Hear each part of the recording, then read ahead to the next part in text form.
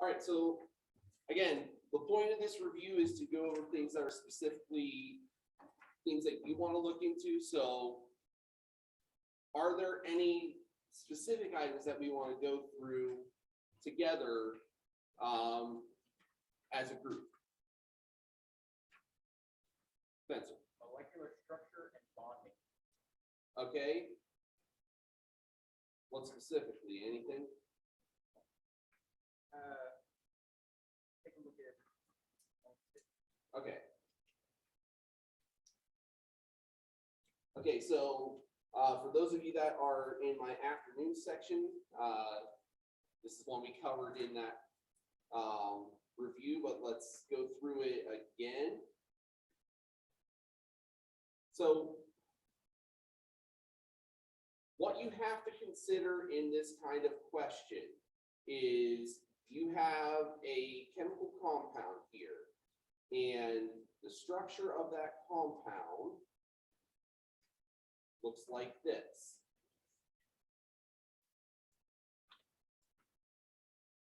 The question is, if we hit this with enough energy, the energy coming from high energy photons, what would the most likely products be?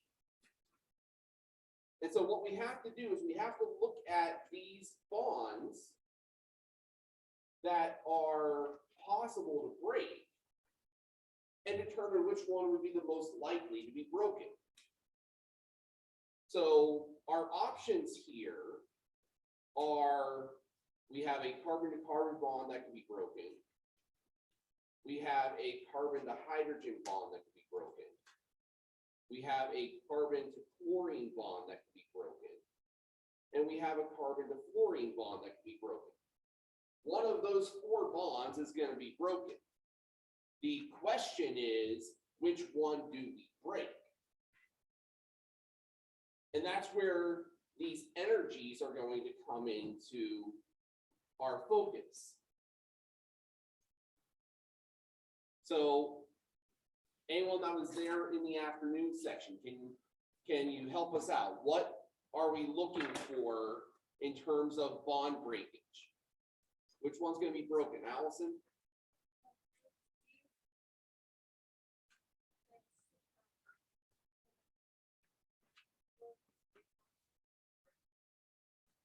So that is the correct reasoning. The correct reasoning is we need to break the weakest bond. The weakest bond is going to be the one that is the most easily broken. The weakest bond in this case, carbon to chlorine at 327 kilojoules per mole. So if I cut that carbon to chlorine bond there, what is going to be left over when it happens? Well, it's breaking there, so I've got chlorine, the atom, hanging out, and then I've got everything else on the other side. So that's going to be letter C. And so this brings up a real fundamental issue when it comes to energy. Energy, chemical reactions are always going to take the path of least resistance.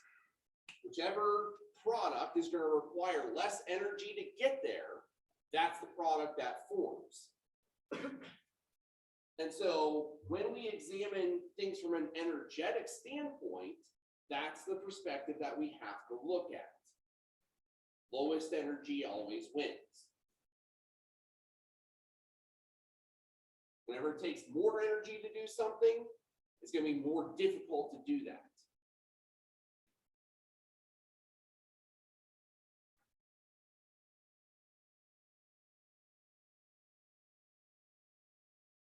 While we're on this particular subject,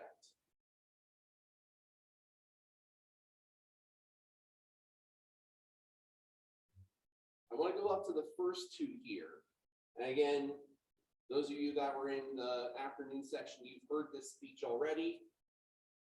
And say it again for effect and for emphasis, especially if you didn't catch it the first time around.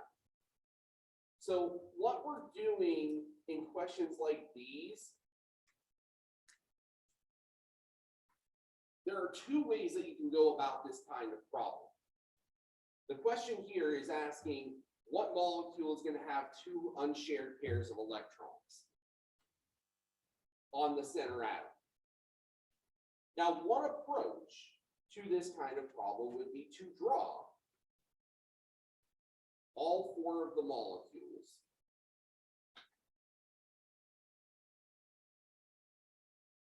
and see which one ends up with two unpaired sets of electrons on it. And the nice thing here is that since fluorine is a halogen, halogens generally, if they are outer atoms, only form one bond, because if they form more than one, their formal charges go to heck anyway.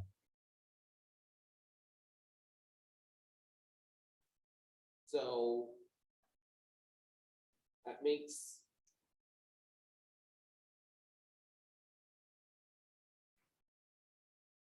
the molecule drawing process relatively easy here. And we can see from that the correct answer is in fact B. But the problem with this particular approach is that it takes a long time to do, especially if you're not running from the perspective of knowing right off the top of your head how many bonds there are, how many valence electrons there are, all that kind of intricate detail. And so what we talked about on Friday afternoon was kind of a trick, a shortcut to help us to get to what the center atom looks like. Now, in each of these cases, we know how many bonding sets there are going to be around that center atom, because we just need to count the number of fluorines that are there. But what we can do is, using a little mathematical know-how, we can also predict relatively quickly how many lone pairs are going to be around it as well without ever drawing. And the way it goes is this. What we need to do is we start with the total number of valence electrons. So for boron, we had 3. Each fluorine is 7. So 24 electrons here. 6. 14 makes 20 for OF4, or OF2 rather. NF3, I got 5 plus 21 for 26. Xenon difluoride, I got 8 plus 14 for 22.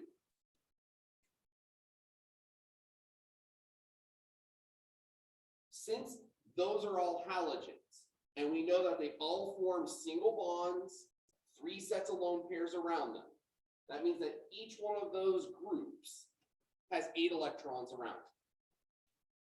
So without putting a single dot on the middle, I've accounted for 8 electrons with each one of those atoms. So for fluorine, 8 times 8 times 3 is 24. 24 minus 24, there are no electrons left for the center atom in the boron. Fluorine, there are 2 of them. 2 times 8 is 16. 20 minus 16, 4 electrons left over for the oxygen in the middle.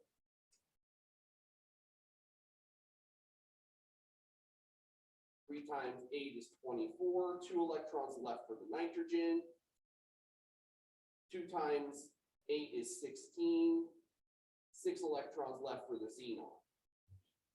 So I can look at this and go immediately, okay, this has no lone pairs. This one will have 2, this one will have 1, this one will have 3. Now, I mentioned this approach not because it's necessarily super fast for this, but more because in this particular scenario, being able to calculate the number of bonding pairs and the number of lone pairs at the same time, gets you immediately into your hybridization chart. Using this technique, I can quickly assess how many bonding groups there are, how many non-bonding groups there are, what the steric number is, and I don't even have to draw it. So that comes in handy in other questions. Questions like these two down here where we get into molecular shapes. Where sitting and drawing each one of the molecular shapes could take you a little bit of time to do. But pretty quickly you could rattle off, okay, I got 24 electrons, that takes care of, oh, all 24 of them.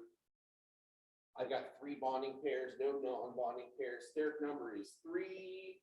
That's sp2 hybridization, trigonal planar, 120 degrees. It's all on my piece of paper here. That's the one advantage to doing this.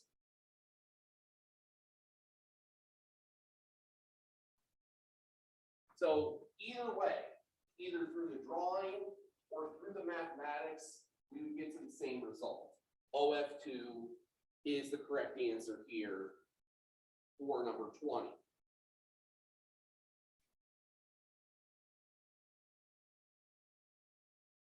For number 21,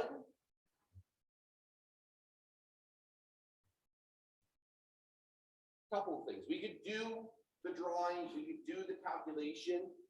The only problem with the calculation is since we're dealing with hydrogens and not halogens, we don't multiply by 8, we multiply by 2. Since each hydrogen only has 2 electrons around it, that one bond. Other than that, the math would work out pretty much the same. But we can do something else even. Carbon by its very nature is small and it cannot break the octet rule. So by its very nature, we know that it's going to form 4 bonds usually. I happen to have 4 atoms around it. So I know that there are no double bonds. I know that there are no lone pairs. I'm dealing with a bonding number of 4, steric number of 4.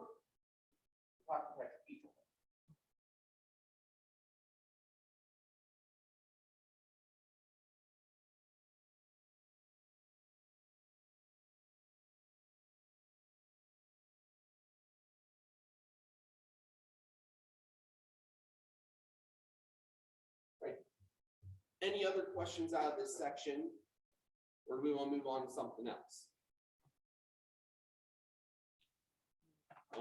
Did you do an aqueous reaction like the one we had on our problem? I think it was iron 2 chloride and sodium sulfide. Okay.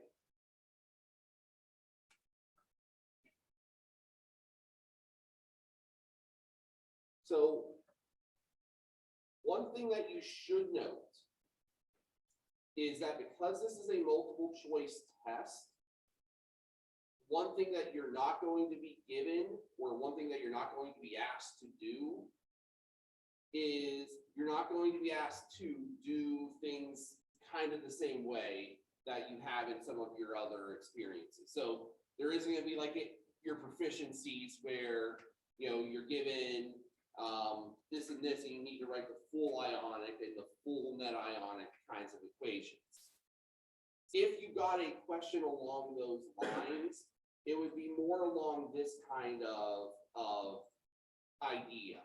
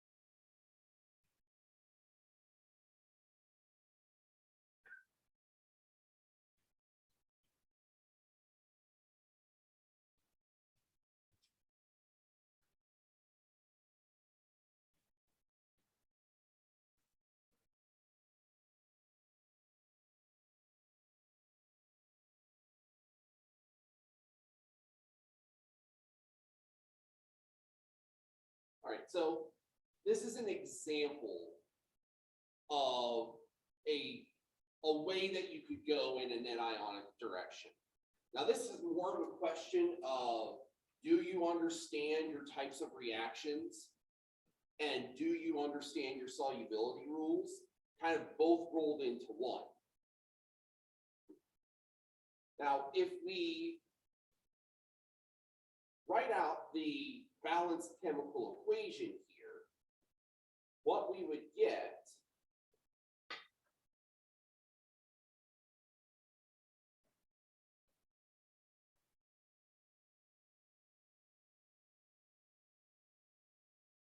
is this. This double replacement, so the iron and the silver are going to change places. We should get iron 2 nitrate and silver chloride.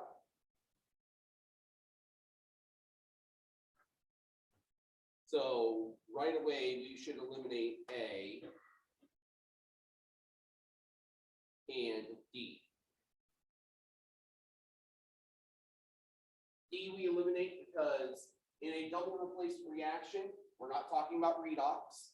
Charges all stay the same. So if it's +2 over here, it's going to be +2 over here as well. From a balancing standpoint, it doesn't ask us this, but from a balancing standpoint, we would go like that.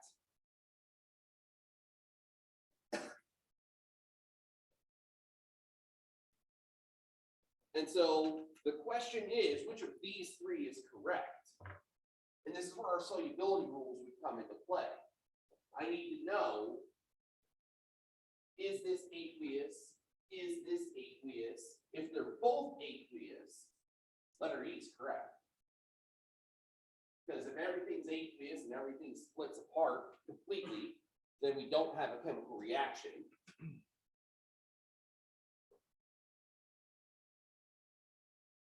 So what do our solubility rules tell us? Iron 2 nitrate, should that dissolve in water? Absolutely. Every nitrate dissolves in water. Every nitrate splits apart. So this one is aqueous. So we can eliminate letter B now. What about silver chloride?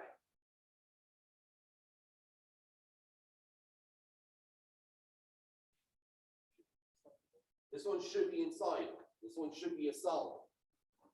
Again, this is one of the exceptions that we hammered you pretty good on, was the chloride, bromide, and iodide. So since we have an insoluble component here out of all of this solubility, something did occur. This is what happened.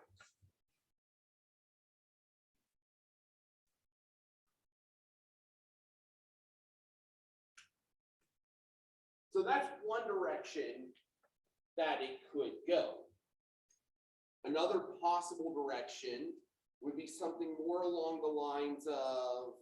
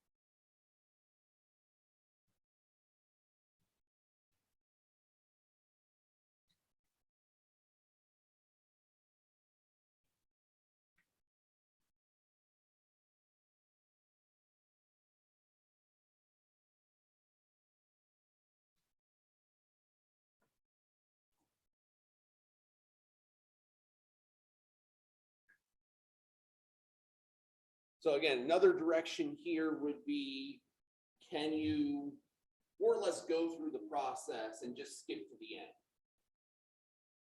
Or maybe can you give the ionic equation for this reaction?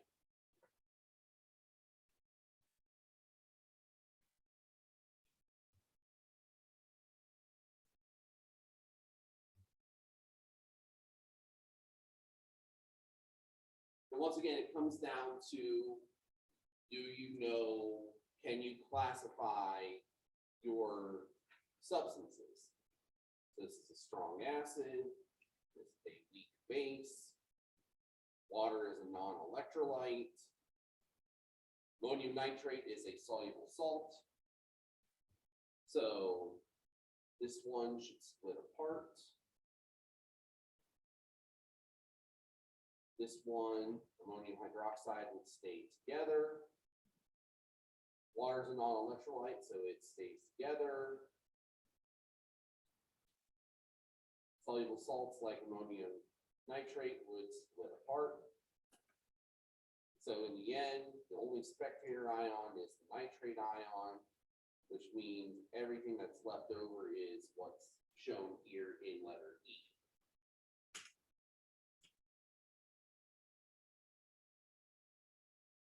So in terms of like what you saw in the lab practical, where you were given conductivity data and asked to use the conductivity data to generate an equation, that's pretty unlikely that you would see something like that.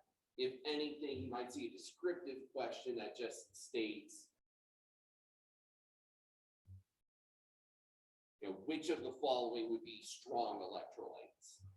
Which of the following would be a non-electrolyte? Something like that, where you'd be able to pick out an answer based upon what you know about their solubility rules, not so much using that to then drive an equation.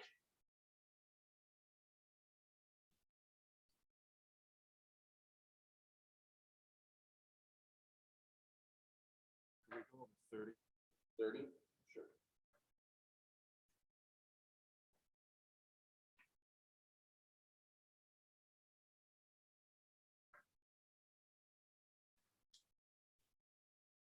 All right, 30 asks, which is planar?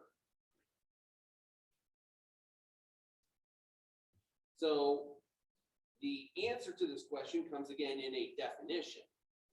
So if you remember from Friday, one of the few things that I definitely stressed in those reviews was you need to have a good handle on your definitions.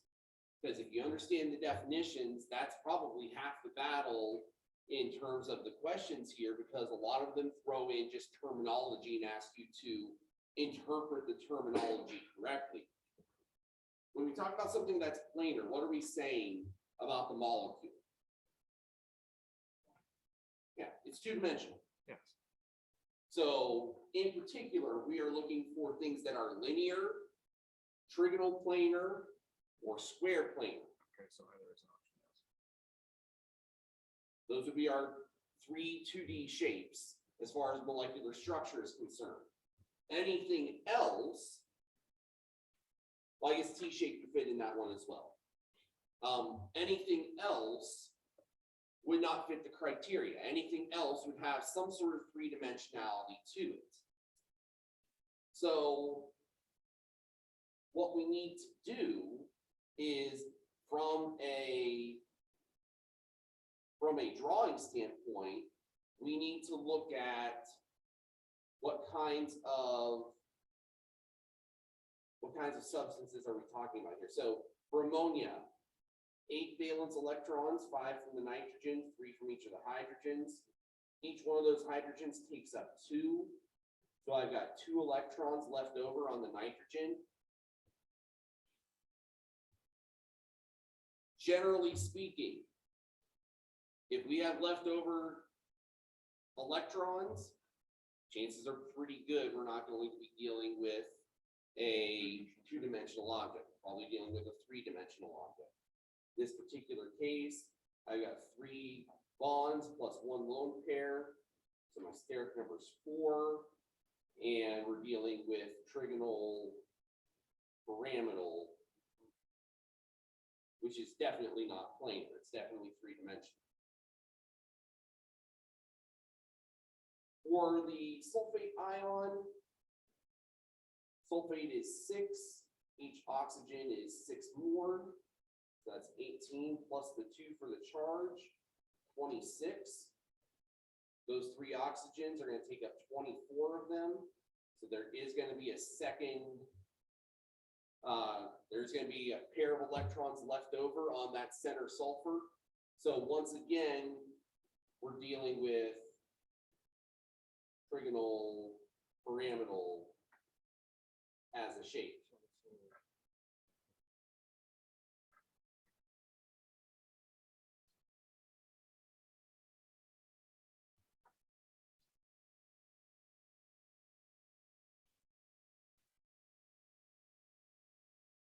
For the carbonate, I've got the 4 for the carbon, 6 for each of the oxygens, plus the 2 more for the charge, 24 electrons.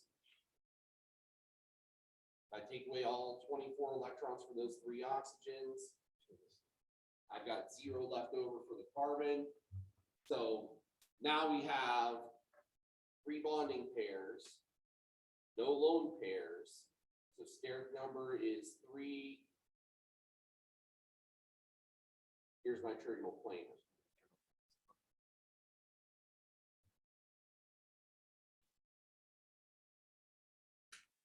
Carbon tet. Again, we're dealing with carbon with 4 bonds on it. That's a tetrahedral. That's a 3D shape. Probably just looking on it, that'd be the first one you'd eliminate. Anytime carbon forms 4 bonds, we know it's going to be 3-dimensional. Really, anytime anything forms 4 bonds, unless it's breaking the octet rule.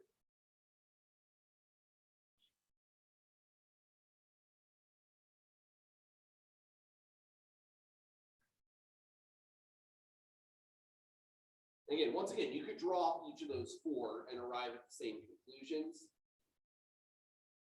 This way, it just might get you there a little bit faster, since you don't have to worry about counting out all the dots. Making sure that you've got the perfect structure. No, that was actually my issue. When I drew them, I was just like, because the way I kept drawing, I was like, I have no way to actually interpret if this is going to be linear or not, or flat-ish. But yeah, no, that's a lot simpler. And then for clarification for 36, violating of the octet rule, the answer was, B, that number 1, NO2, and 3, xenon. I've lost yeah, thank you. I'll say tetrafluoride.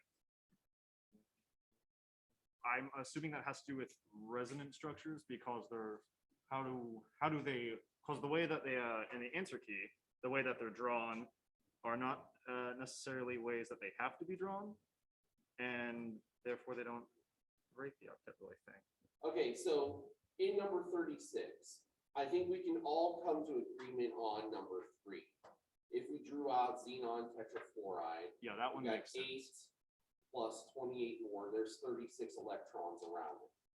So after I draw out all the fluorines, that'll give me 32.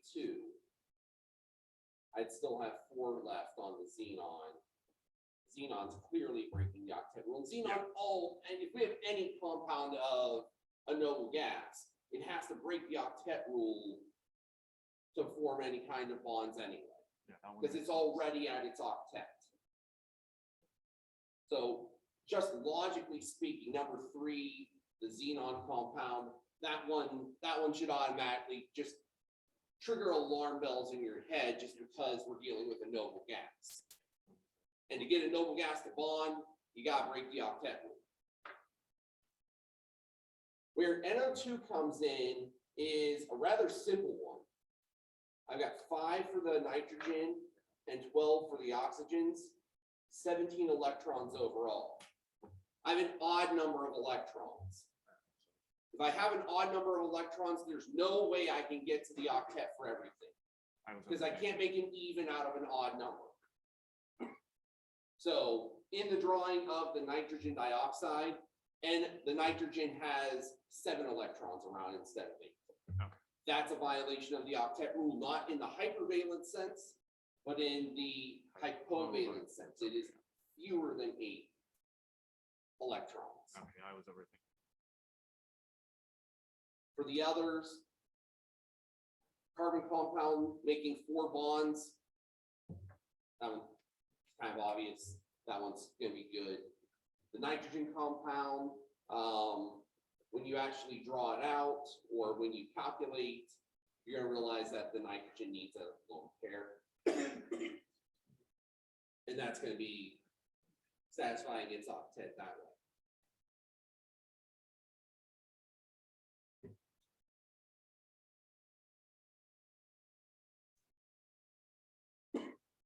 Allison. 19.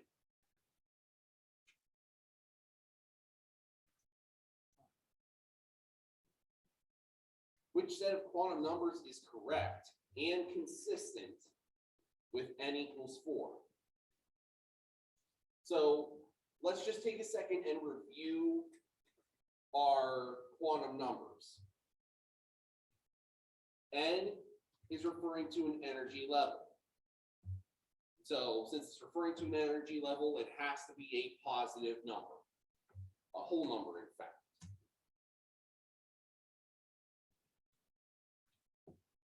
L is referring to a sublevel.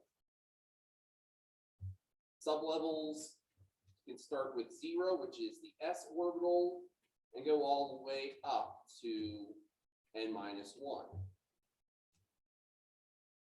M sub L describes an individual orbital. Values there go from -L through 0, positive L. Then M sub S is the spin. It gives us the individual electron.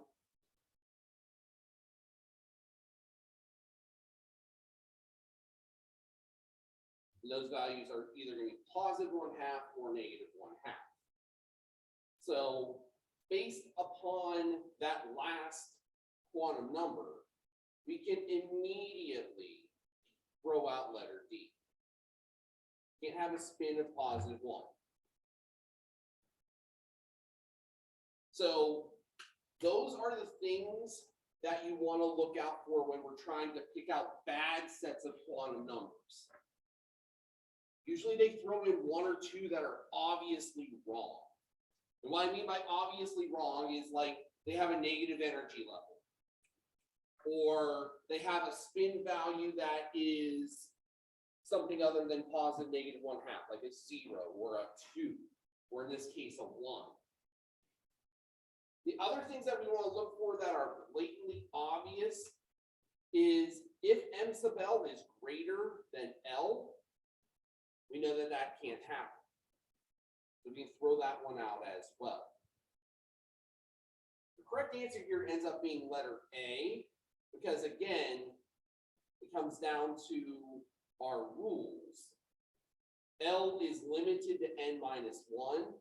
So if n is 4, L can't be 4. L can only be 3, 2, 1, or 0.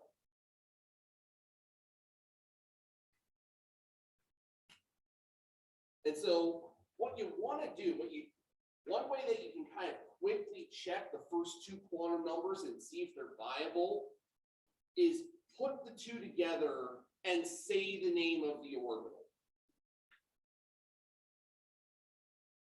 If it makes sense, if you've written it before in electron configuration, then you know at least the first 2 quantum numbers are okay. So in this particular case, in letter A, we're talking about a 4f orbital. 4f's okay. We don't get to it very much. We have to go all the way down to the inner transition metals to get it, but we know it exists. Letter B would be 4G. That one doesn't make any sense. Technically, G is a theoretical orbital, but we wouldn't see it until the 5th energy level. if you remember, when we did electron configurations, we talked about the off-ball principle. There's that pyramid that you could draw: 1s, 2s, 2p, 3s, 3p, 3d, and so on. In the bottom quadrant, the bottom corner of that triangle, you had your theoreticals: 5g, 6g, 7 or 6h, 6i, you know, and so on.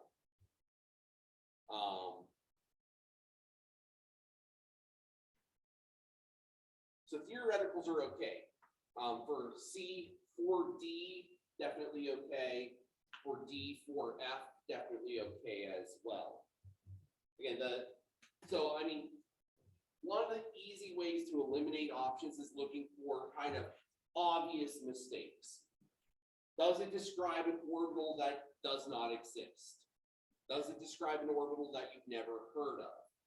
Does it violate the basic rules of the quantum numbers themselves? Spin, orientation, that kind of thing. And usually after you eliminate the obvious ones, at very least it gets you down to a coin flip, where if you really don't know, you at least have a 50-50 shot at guessing right.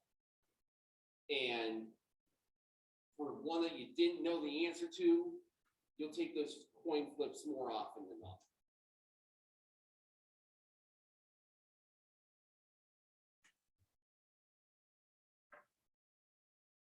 Could you go over the different types of nuclear decay and when they happen in terms of whether or not the proton and neutron ratio is too high or too low?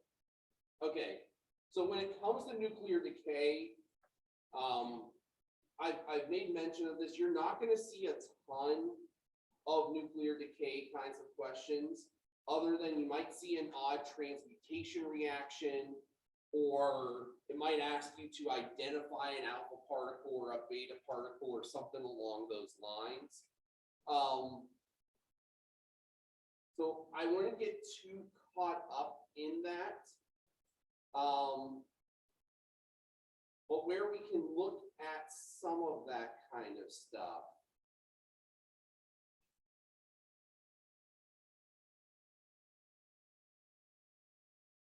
So this number 4 here, this would be an example of a kind of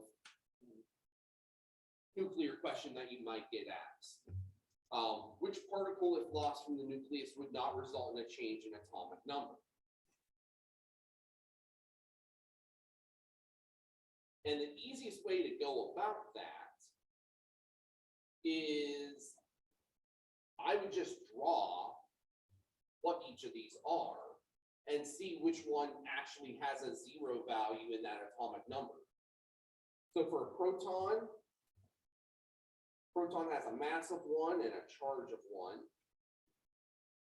An alpha particle has a mass of 4 and a charge of 2. A beta particle has a mass of 0 and a charge of -1. And a neutron has a mass of 1 and a charge of 0.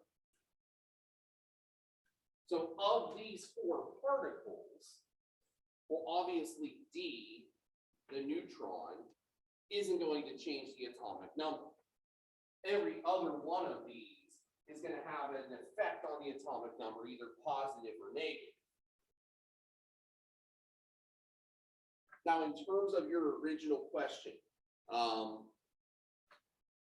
recognition of the 4 types of decay really comes down to recognizing the definitions of the alpha particle and the beta particle and the positron. In terms of being able to look at them and say, okay, this is an alpha particle, this is its definition. This is a beta particle, this is its definition. This is a positron, that's its definition.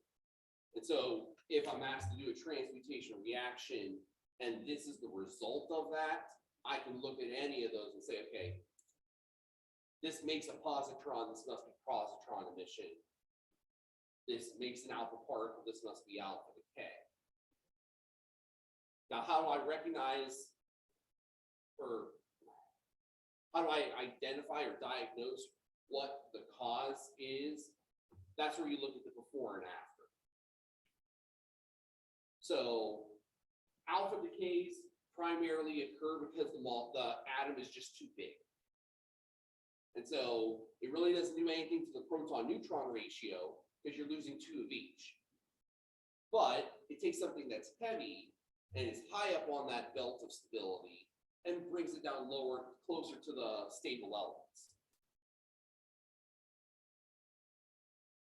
Beta decays, like this one, you see that we're going to end up turning a neutron into a proton. If I look at the before and after, the before is going to have fewer protons than the after. The only reason that would occur is if the proton-neutron ratio was off and we needed to lower the number of neutrons, raise the number of protons. For positron emission, the exact opposite. We're turning a proton into a neutron. And so we're going to see that in the nuclides that have too high of a ratio of protons to neutrons, positron emission would occur as a result. So again, the real key there is looking at the before and after. If I don't know what the decay is, but it gives me the 2 nuclides that are there, I can look and see where I started, where I ended, and notice the difference between the 2. If my proton number is going up, then I was dealing with a neutron-rich isotope. If my proton number is going down, I was dealing with something that was proton-rich or neutron-poor.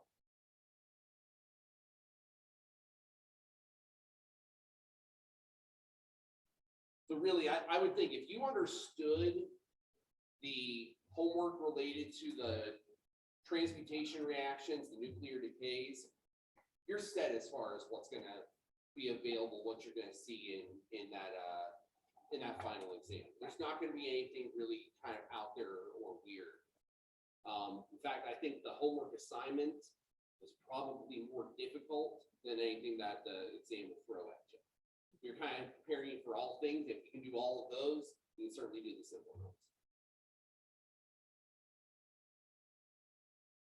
Micah? 35?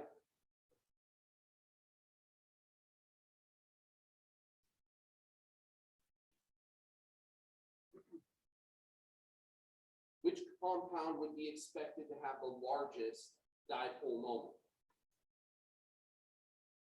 Okay. So we didn't talk about dipole moments explicitly, but we did talk about them kind of from an inferential standpoint. In order to have a dipole moment, what must the molecule have? Polarity. I have to have a polar molecule in order to have a dipole moment. If it's non-polar as a molecule, its dipole moment is 0. Dipole moment is basically just a measurement of the polarity of a molecule. The more polar the molecule is, the larger its dipole moment is going to be. So when I look at these compounds, it's actually relatively easy because there's only one molecule here that's actually polar. And it's the SO2. Because for carbon dioxide, I'm going to end up having a linear molecule. So even though the bonds themselves are polar, it's completely symmetrical in its polarity. Its dipole moment is 0. For the boron trifluoride, highly polar bonds, but completely symmetrical again. For the carbon tetrafluoride,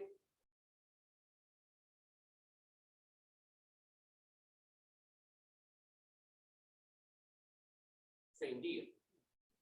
The only one that's the exception here is the sulfur dioxide. Sulfur dioxide, with its 18 electrons,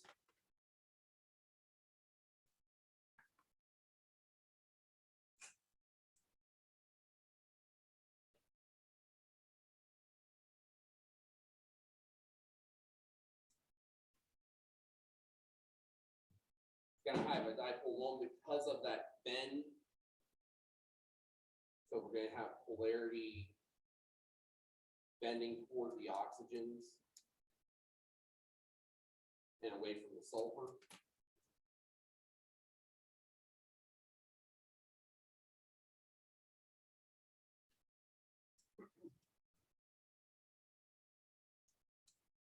So usually this is kind of the case. If it asks us for the largest dipole moment, we're usually looking for the thing that's polar and everything else is going to be non-polar. If they ask us for the smallest dipole moment, we're looking for the thing that's non-polar. If we find that there are multiple polars, then it becomes a little bit trickier. What we have to look into is electronegativity differences. So, for example, if, let's just say for the sake of argument, that one of these fluorines actually was chlorine instead. Now we have polarity because we've got chlorine and fluorine, which are going to be pulling at each other, and we've got an asymmetrical kind of distribution.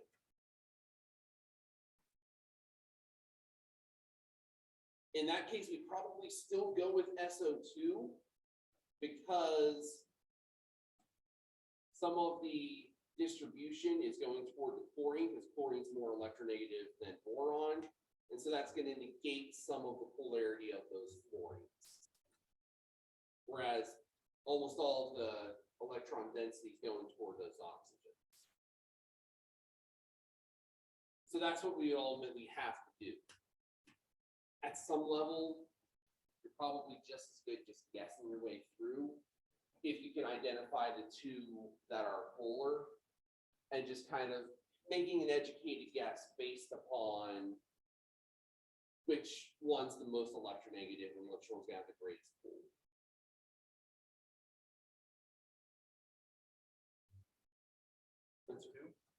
Was that Number 42. 42? Yeah.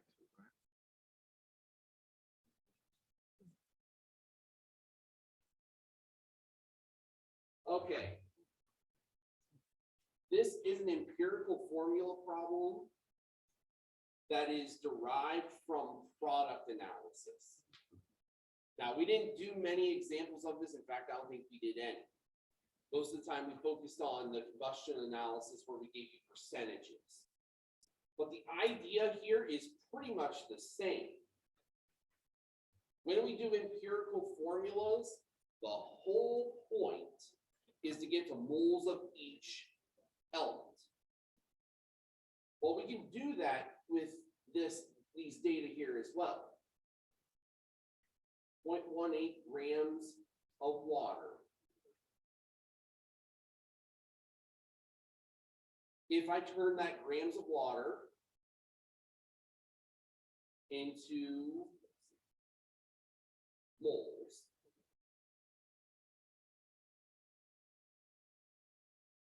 and then I turn the moles of water into moles of hydrogen.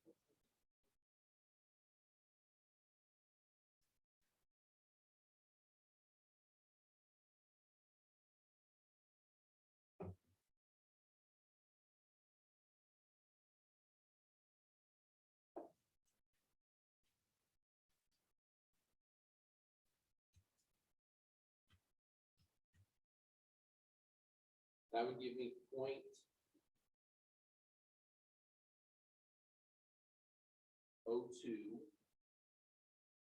moles of hydrogen. And then I would want to do something similar with the carbon dioxide.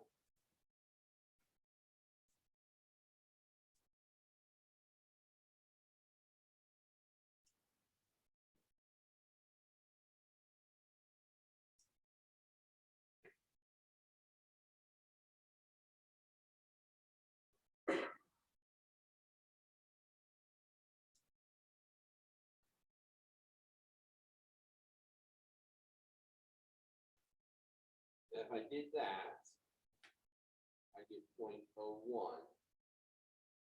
moles carbon. So now that we're at the mole stage, we do it like any other empirical formula problem, divide by the smaller number. Pretty easy to see here that we've got a 2-to-1 ratio. CH2 is our empirical formula. So we would pick the molecular formula that matches that. That would be B.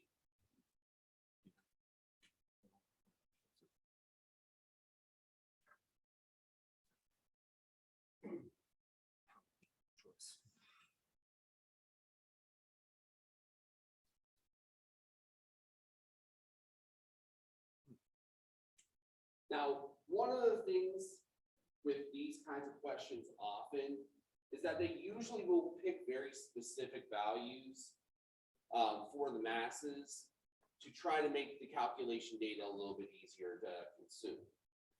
So this kind of thing where it just so happened that the mass of the water was exactly 100 times smaller than the molar mass of water, and that the mass of carbon dioxide was exactly 100 times Very less. convenient. That's intentional. Yes. They're trying to make the calculations a little bit easier to do 70 questions. because, again, as you just said, there are 70 questions, and I'd probably say about 20 of them at least are calculation kinds of questions along this line. So there are going to be places where they try to give you mathematical shortcuts to make the computation a little bit easier to do, make it a little bit faster. So don't be surprised by that. Hydrocarbons typically 1-to-2 ratio as well. So if you were to know that. Well, so actually all 4 of those are real hydrocarbons. So you've got acetylene in A, ethylene in B, ethane in C, and benzene in D. So all of them are real compounds. CH2 is generally kind of the way it breaks down, but for small hydrocarbons, I wouldn't bank on that particular piece of information. If you're playing your averages over the breadth of all organic chemistry, yeah, you're on much safer footing. But in this particular case, you want to do the math.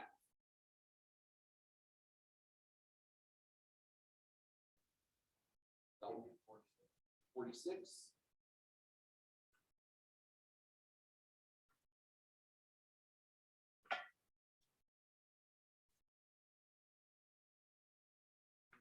Okay. I told you there'd be a question like this at some point. For the combustion between 3 grams of C3H8O and 7.38 grams of oxygen, how many moles of which reagent are left over?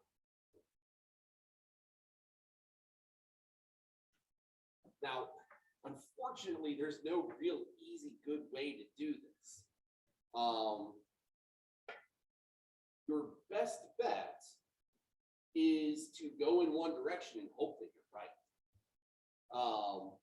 Otherwise, you're gonna have to do 2 separate stoichiometry calculations.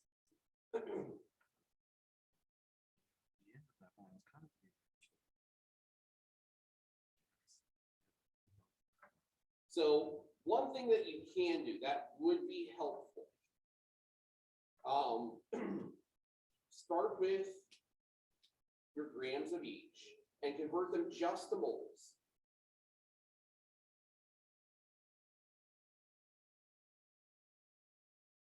So for the carbon compound, you've got 3 carbons, so 3 times 12.01, and 8 hydrogens and an oxygen. So we're talking 60.1 grams in a mole. And so if I do that calculation, 3 divided by 60.11, 0.0499 is your answer.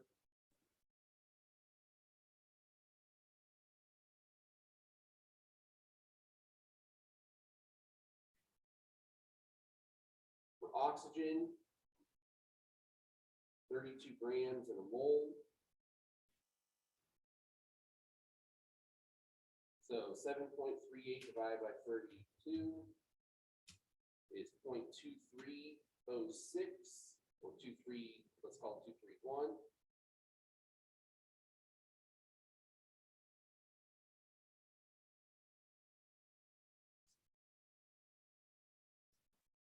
Okay, now why did we stop the calculation here? It's real simple. This is going to help us eliminate options so that we don't have to do the stoichiometry twice. Because since we only have 0.05 moles of the carbon compound, it's going to be impossible for us to have 0.18 left over. You can't have more left over than what you start with. So we eliminate D and we can eliminate C right off the bat. Because both of those are more reactant than what we're starting with. That's why we do this little step in between, because it usually means we'll be able to eliminate half the results. Now it's just about figuring out which one is the limiting reactant.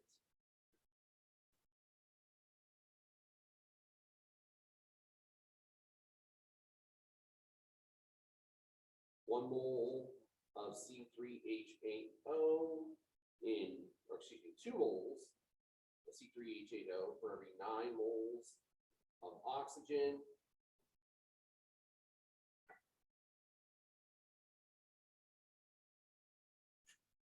So 0.0499 times 9 over 2, 0.224, 0.225.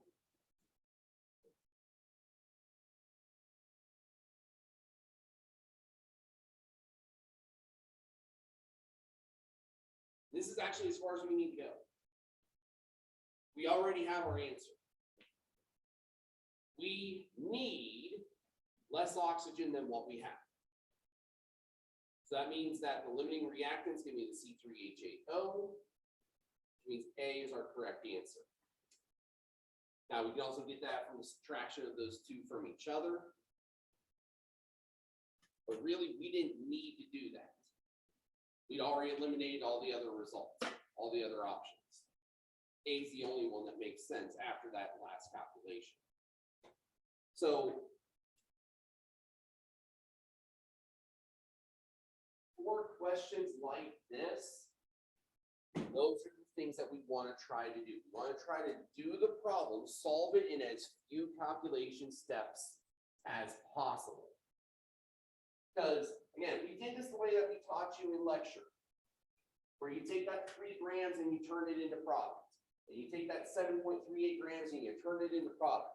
And then you compare the two to figure out which one's the limiting reactant. Problem is, that'd help you eliminate 2 of the options, the ones that aren't the limiting reactant. Wouldn't really solve the third problem for you. You'd have to go all the way back, subtract the 2 differences, turn it back into moles of excess to get the correct answer. 3 little calculations, especially since we only had to go to moles here. If we had to go to grams, it'd just be 1 more. Then we would have to do the subtraction and convert that number of moles into grams by multiplying by 32. But most of the time, they're not going to ask us to go to grams. Again, they're trying to get at the information that's important without making you do dozens of calculations. These are written in a way to try to make it so that you don't have to do every single calculation for every single problem. Just have to recognize that that's what they're trying to do.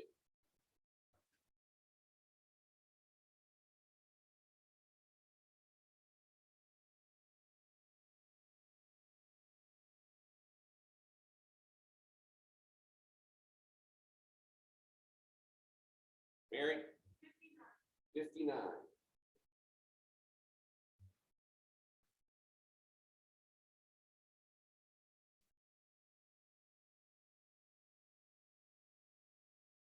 What is the vapor pressure of solution with benzene to octane molar ratio of 2 to 1? Okay. So since we are talking about vapor pressure, we are going to need to use Raoult's law. Raoult's law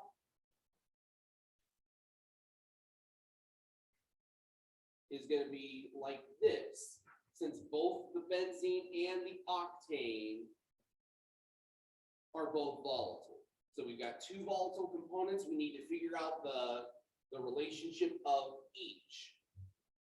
Now, since they've given us a molar ratio already, this actually makes it really easy to do the mole fractions. Because if it's a 2 to 1 ratio of benzene to octane, and that means that if we're looking at this one as the benzene and this one as the octane, the mole fraction here is 2 parts out of 3. And for octane, the mole fraction would be 1 part out of 3. That's how we would get to having twice as much benzene as we do octane.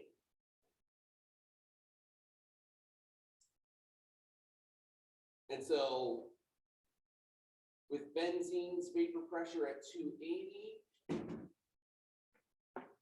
and octane's at 400,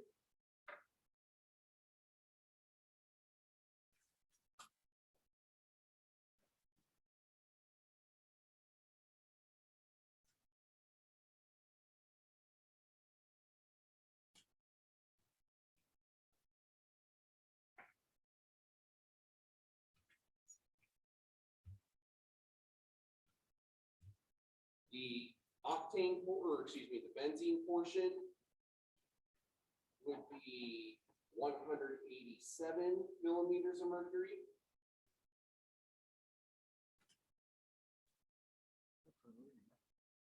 The octane portion would be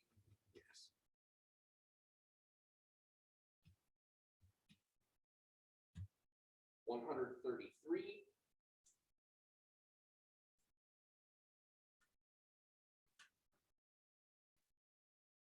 Which give us a total of 320 millimeters of mercury. That'd be letter B.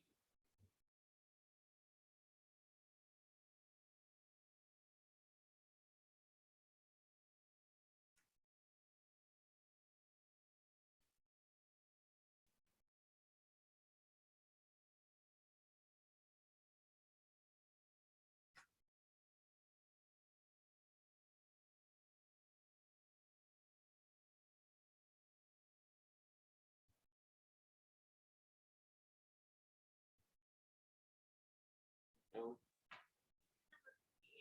58. All right. Solutions made by dissolving 60 grams of sodium hydroxide in enough distilled water to make 300 milliliters of stock solution.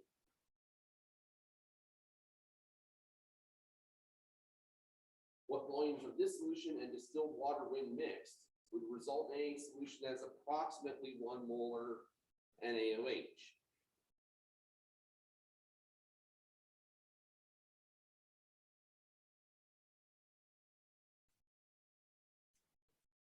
Okay, so what we need to start with is this essentially comes down to a dilution equation at the end.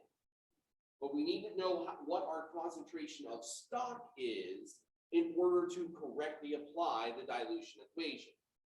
So 60 divided by 40 Well, that's 1.5 moles of sodium hydroxide in 0.3 liters of solution.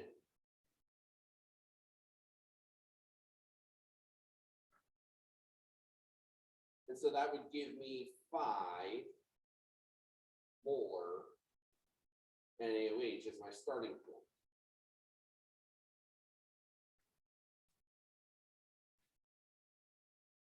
So to use the dilution equation, M1V1 is equal to M2V2. We want to end up at 1 molar, starting at 5 molar. Well, even without knowledge of V1 and V2, we can still do something with this.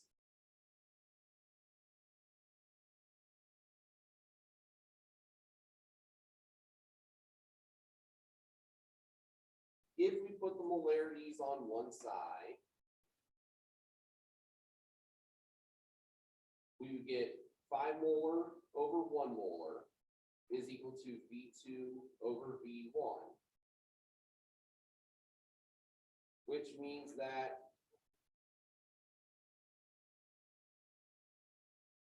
the ratio of V2 to V1 is 5.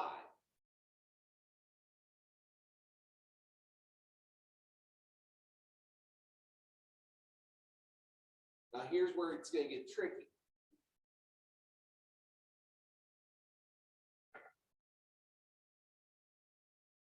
The total solution has to be 5 times greater than the stock. So first instinct might be to choose letter B, because that would give us 5 times the amount of water compared to the stock solution. That would actually dilute it by a factor of 6, because the total solution would be 120 milliliters. We'd be taking 20 to 120. That's a 6-fold dilution. We want a 5-fold dilution. Correct answer here is actually letter A. Because if I take that 20 plus that 80, that's my 100 milliliters total. And if I go from 20 milliliters to 100 milliliters, I'm increasing the volume by a factor of 5, which means I would be decreasing the concentration by that same factor of 5. 5 divided by 5 gives us the 1 molar that we're looking for.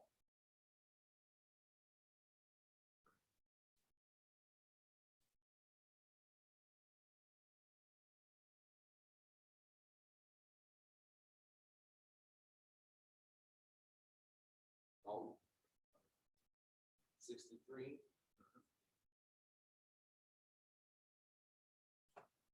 Solubility of a substance is 60 grams per 100 milliliters of water at 15 Celsius. The solution of this substance is prepared by dissolving 75 grams in 100 milliliters water at 75 Celsius. The solution is then cooled slowly to 15 Celsius without any solids separating. The solution is what?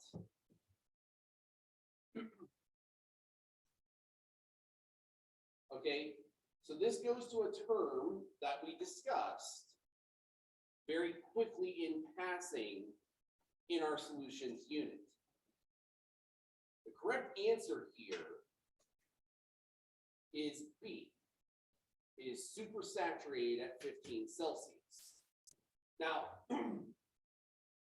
again, this comes down to what do the terms mean. So remember, saturation is the point where we have dissolved all that we can dissolve in a particular solution at a given temperature.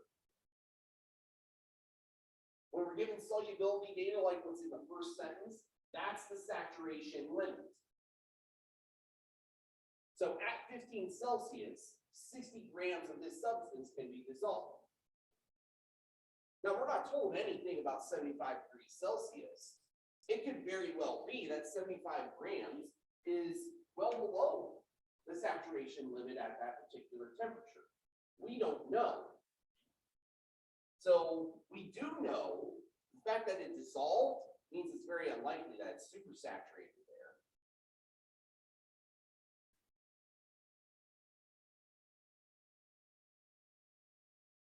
If we're above the limit, then we really can't be unsaturated.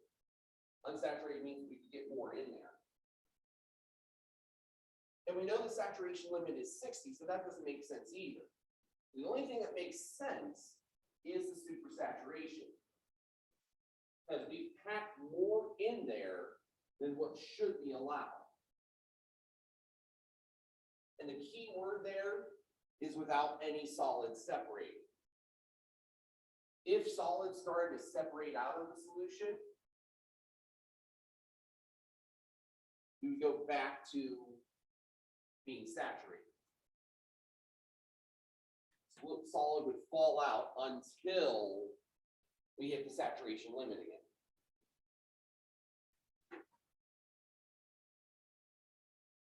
But until that point, so long as that 75 grams stays in that solution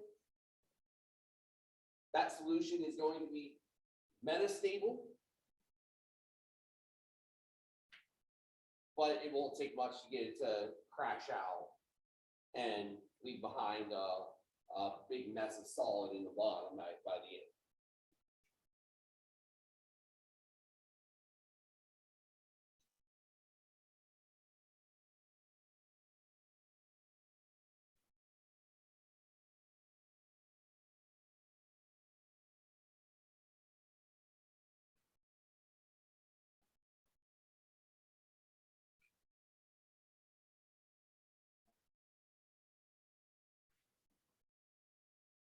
Let's see. All right, more questions.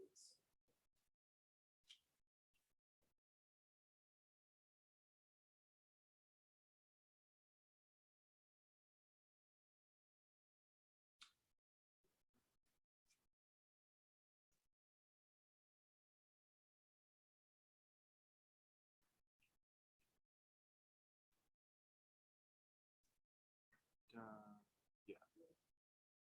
The 61 kind of come down to electronegativity.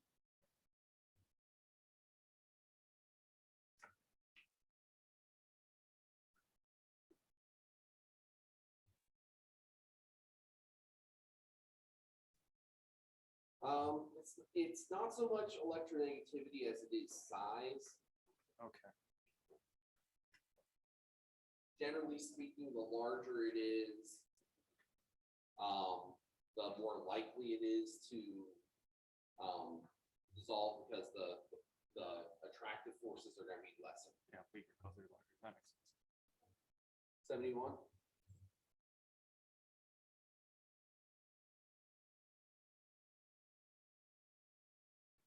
All right, what property of aluminum makes it particularly useful as a lining for steel tank cars transporting nitric acid?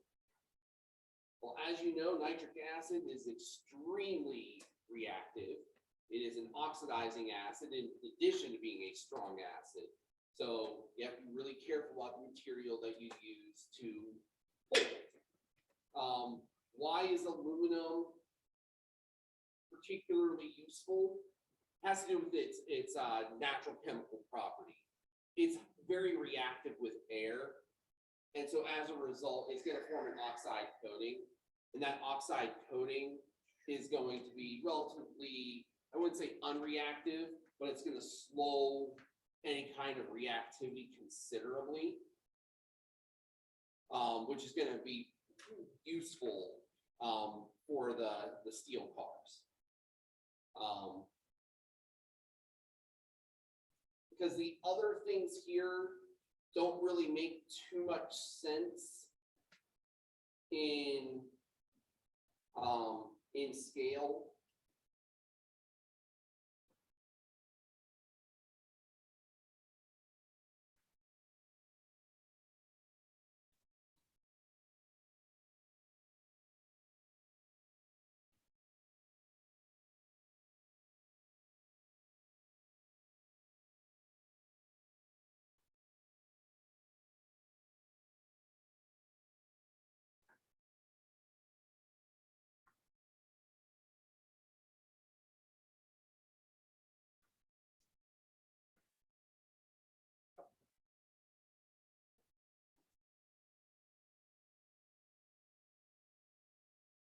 far as the other ones are concerned, the amphoteric hydroxide, I mean,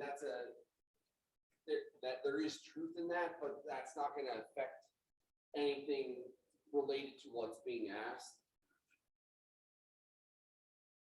While it does have a low density, again, that doesn't really help with the reactivity aspect. And hydrogen is higher than it on the, is lower than it on the activity series, so that's just flat out wrong. It is about the oxide. So again, this is something that you would necessarily know offhand, but you ever thought about when you use aluminum foil, why is one side shiny and one side matte? The non-shiny side, that's the aluminum oxide side. And that side is naturally less reactive. And so you put that down, especially if the food that you're protecting is acidic.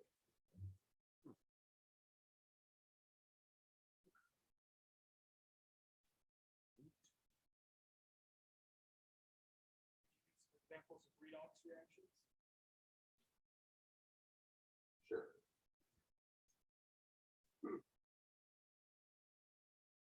So again, when it comes to redox, we do not need to be able to balance the kinds of questions that you might be asked in this overall would fall into these kinds here, where we're asking about oxidation numbers, we're asking about oxidizing and reducing agents, those kinds of things. So it really comes down to, can you do some of the fundamental pieces? Can you assign oxidation numbers correctly?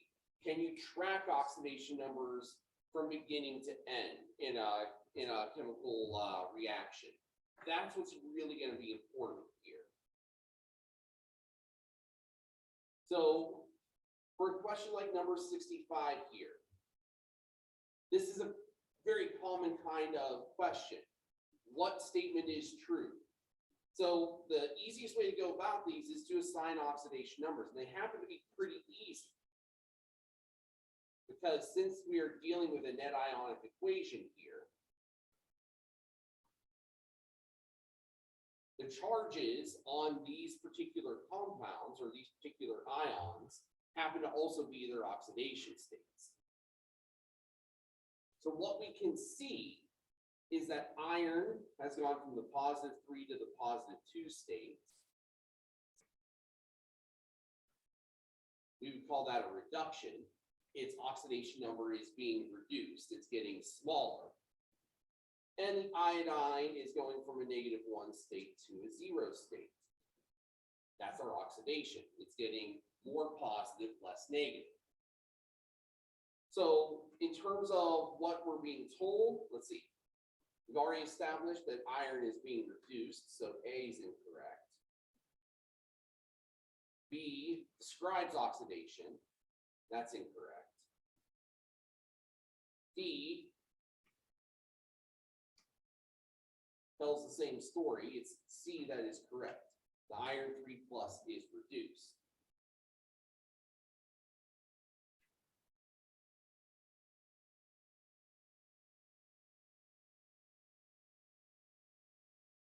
Now, just a general test taking trick here.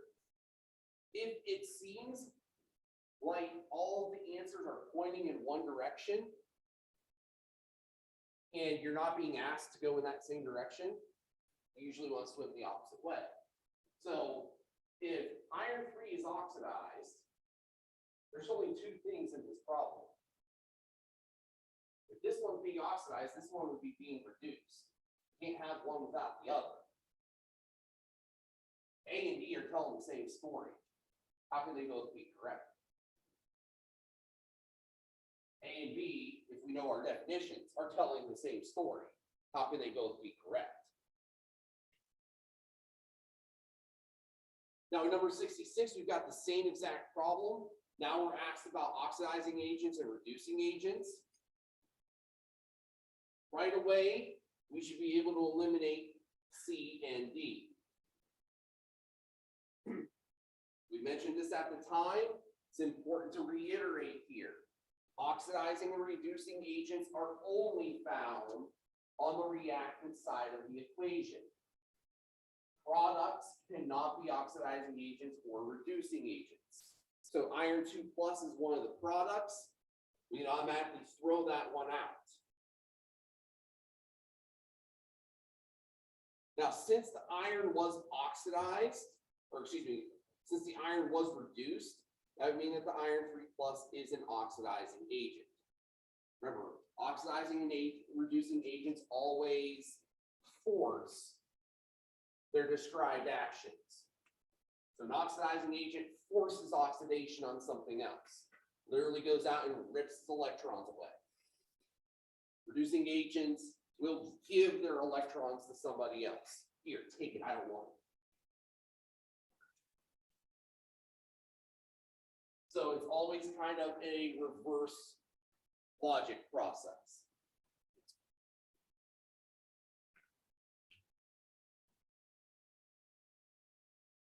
Number 67. Which statement about redox is correct? Okay, automatically, right away, we can throw out two of these answers. Letter D is impossible. You cannot have oxidation without reduction. It's called redox for a reason. You have to have both. So D is out. Same thing with A. A describes oxygen, which is a product.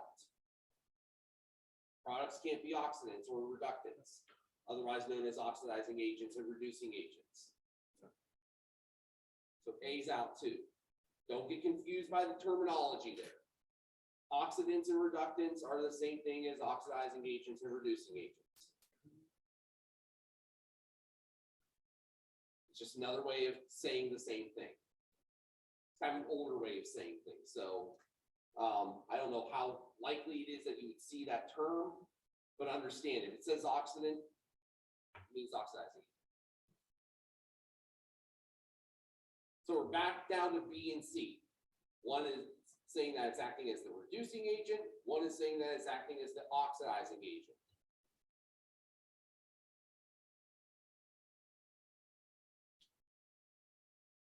Since we are concerned with hydrogen peroxide here, we don't need to assign oxidation numbers to everything.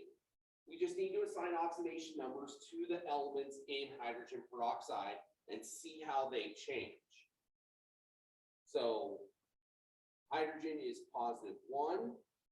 Oxygen, in this particular case, is only -1. This is one of the weird exceptions for oxygen. Oxygen is usually 0 or -2. Peroxide is one of the odd exceptions. We know that hydrogen is going to be +1 because it's with a non-metal oxygen. If I have two +1s, that means the total positive charge is +2. That means the total negative charge has to be -2. And since that is shared by two oxygens, that means that each one is only -1 as a result. On the product side, I've got the same thing here, +1, -1 for the peroxide. So I know that's not where it's changing. It must be changing the oxygen here, which is going to 0. So I've got -1 oxygen turning into 0 oxygen. That process would be an oxidation process, which means that the peroxide is acting as a reducing agent.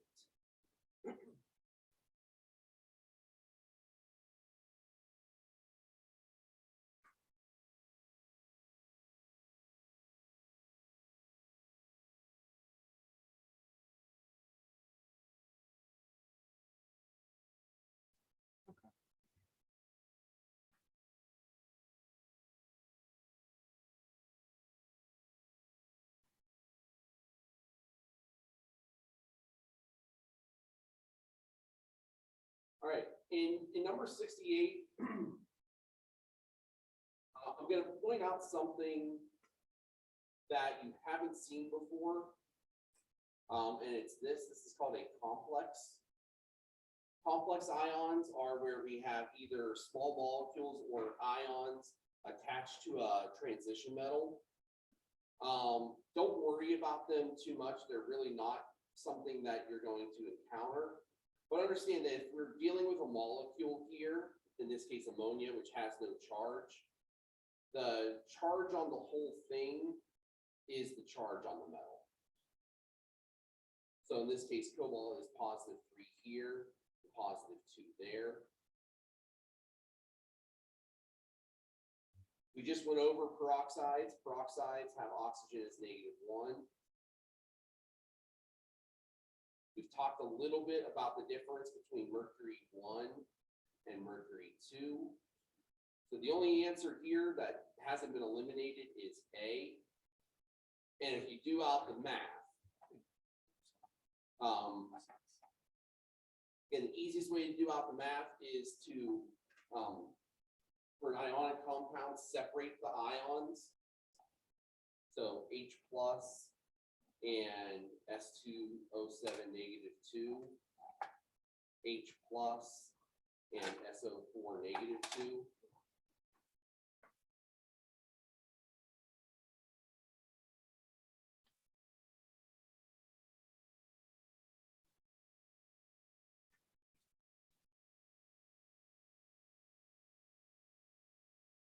If you follow out the algebra,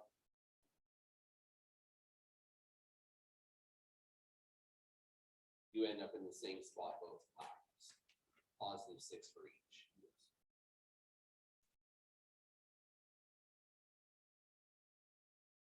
Which is not that dissimilar from what you see in chromate and dichromate, which pretty much do the same thing.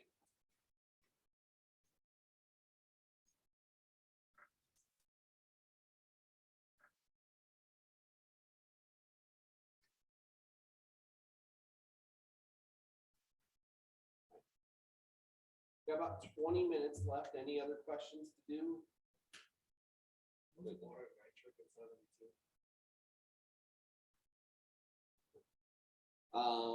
Water nitric, that would just be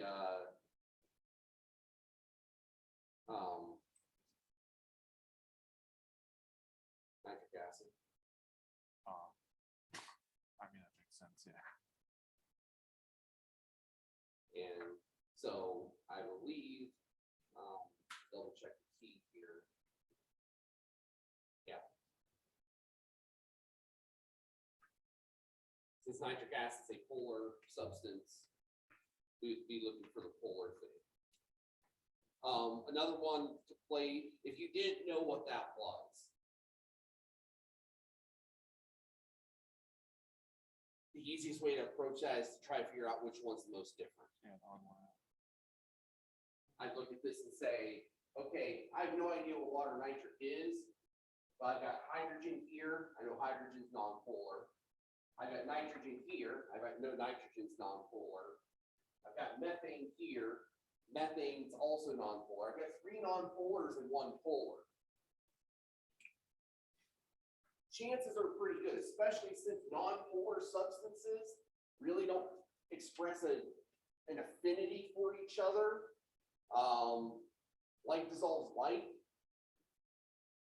So yes, nonpolar substances dissolve in other nonpolar substances, but there really isn't anything differentiating about any of them. It's not like one of them's got a really long chain and the other ones are shorter and shorter. This one's the most different. And sometimes if you find things that, 3 of the answers are very, very similar in property and 1 is different, again, chances are good it's the one that's different.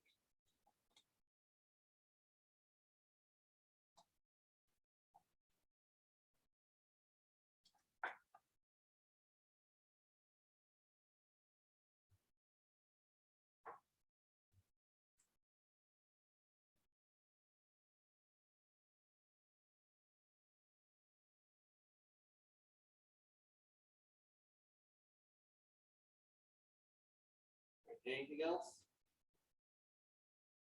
Tapped out mentally?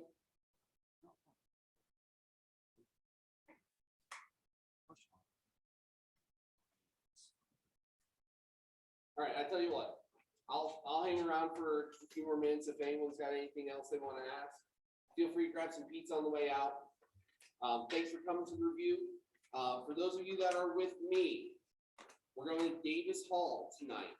That's the building with all the satellite dishes on top. That's the broadcasting building. Try to get there a little bit early because we want to start the exam right at 6. I have some pre-exam instructions for you that I'm going to give out about 5 till. So try to get there a little early if you can. For everybody else, thanks for coming, and I'll see you.